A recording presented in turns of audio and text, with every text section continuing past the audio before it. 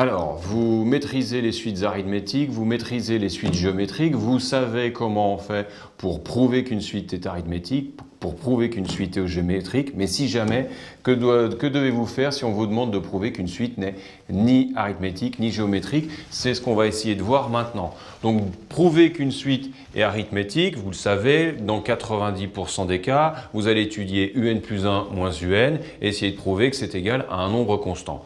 Si on vous demande de prouver qu'une suite est géométrique, vous allez non pas étudier la différence, mais le quotient. Cette fois, vous étudiez Vn plus 1 sur Vn. Et encore une fois, vous essayez de prouver que vous avez affaire à un nombre constant Q. Mais que se passe-t-il lorsqu'on vous demande de prouver qu'une suite n'est ni arithmétique, ni géométrique? Donc là, pas la peine il n'y a pas besoin d'avoir recours à de grosses méthodes comme pour le prouver. Il suffit de prouver par un contre-exemple, c'est-à-dire de calculer quelques termes suffisamment bien choisis et observer que la suite n'a pas ce comportement constant qu'on a dans les suites arithmétiques ou les suites géométriques. Donc, tout simplement, ici, la méthode, c'est la suivante. Il suffit de trouver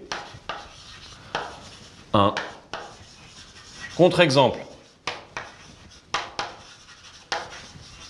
Alors, un petit exemple qui va illustrer cette situation. Voici une suite. Alors, on va la prendre justement suffisamment opaque pour que ce ne soit pas évident au premier abord. Donc, voici une suite définie par récurrence. Nous avons U0 qui est donné, qui est égal à 2, U1 qui est égal à 3. Et pour le reste, on a une relation de récurrence. UN plus 2 est égal à UN plus 1 plus 1 demi de UN. C'est bien pour ça qu'on nous a donné les deux premiers termes, parce qu'il faut bien avoir les deux premiers termes pour pouvoir calculer le troisième, le quatrième, etc., etc. Alors, là, pas de grosse manipulation théorique sur UN plus 1 ou UN plus 2, on va juste calculer les premiers termes. Donc les premiers termes, eh ben, les deux premiers, on les a. On a U0 qui est égal à 2, U1 qui est égal à 3. On calcule grâce à cette formule U2. Alors, à combien est égal U2? Ben, U2 est égal à U1 plus 1 demi de U0, c'est-à-dire 3 plus 1 demi de 2, c'est-à-dire 3 plus 1, c'est-à-dire 4. Alors, ici, si on regarde les premiers termes, clairement, on peut supprimer l'option géométrique puisque si la suite était géométrique, il faudrait qu'on puisse passer de n'importe quel terme au suivant en multipliant toujours par le même nombre. Or, pour passer de U0 à U1, il faut multiplier par 3 demi, c'est-à-dire 1,5. Et pour passer de U1 à U2, il faut multiplier par 4 tiers. Or, 3 demi n'est pas égal à 4 tiers, il suffit de l'écrire. Donc, peu importe le comportement de la suite, U3, U4, U5, etc.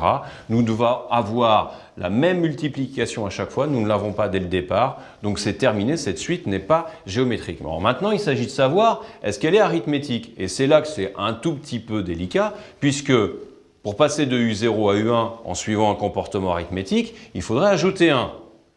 Pour passer de U1 à U2, on ajoute encore 1. Donc, les premiers termes tendraient à nous pousser vers l'idée que la suite est arithmétique. Mais vous le savez, une suite arithmétique, ça l'est jusque pour U3, U4, U5, etc., etc., jusqu'à l'infini sur l'ensemble de la suite. Donc, regardons un peu ce qui se passe au terme suivant. Je vais calculer maintenant U3. Or, U3 est égal à U2, c'est-à-dire 4, plus 1 demi de U1, c'est-à-dire 3. Ça fait 4 plus 3 demi, 4 plus 1,5 et 4 plus 1,5, ça fait 5,5. Voilà, le comportement arithmétique n'a pas duré longtemps. On ajoute 1 et dès le troisième terme, on ajoute 1,5. Donc la suite n'est pas non plus arithmétique, elle n'était pas géométrique, elle n'est pas non plus arithmétique. Voilà, donc une petite technique dont il faudra vous souvenir. Prouver qu'une suite est arithmétique, c'est une technique. Prouver qu'une suite est géométrique, c'est une autre technique. Par contre, si vous devez montrer qu'une suite n'est ni l'un ni l'autre, il suffit de calculer quelques termes et constater et faire constater à votre correcteur que la suite n'est ni arithmétique ni géométrique, car le processus qui doit être constant sur l'ensemble de la suite ne se vérifie pas dès les premiers termes de la suite. Voilà.